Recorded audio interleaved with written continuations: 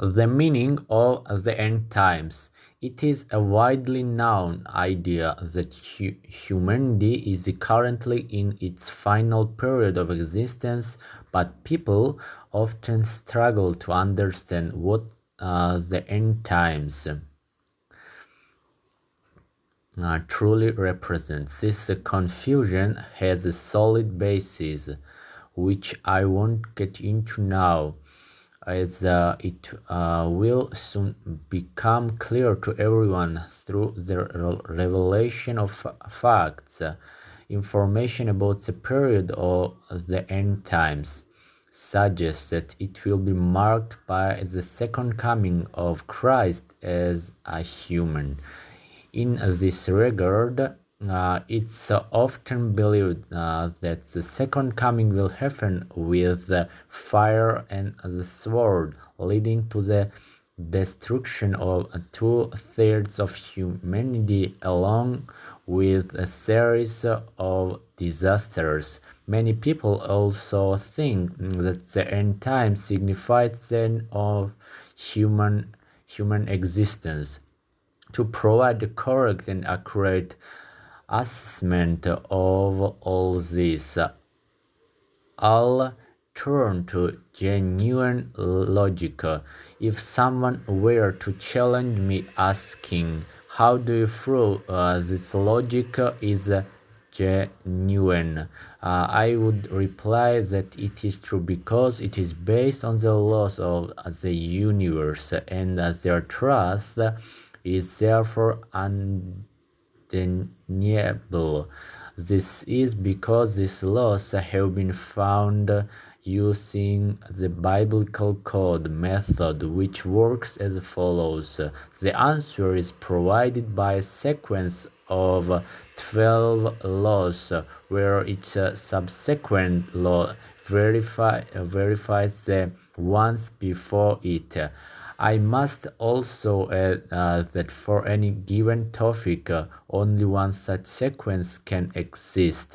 So I will use this method and share the insights gained from it. No one has yet presented evidence to the contrary that this universe and humanity itself were created by God, and no one ever will, because there is no evidence against the truth. No one can prove the opposite, either that God is not good and that all his deeds are not good. So what's going on? Why do people believe that a wise and good God would destroy the very people he calls his children, whom he created in his own image and likeness? Or that Christ, the Son of God, who sacrificed himself for humanity during his first coming as Jesus of Nazareth, would return to destroy them?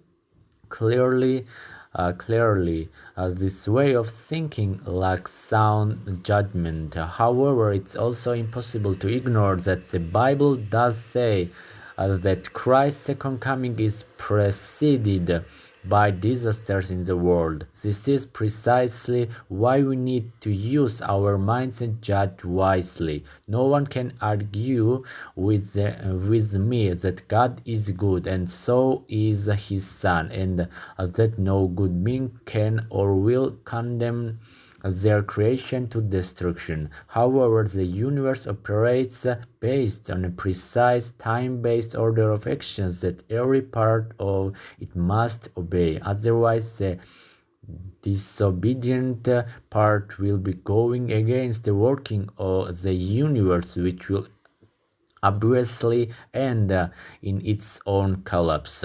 This is exactly what happens to people who don't seek out or study the laws established by God, and as a result cannot follow them. Because of this, they are struck by unjust fate.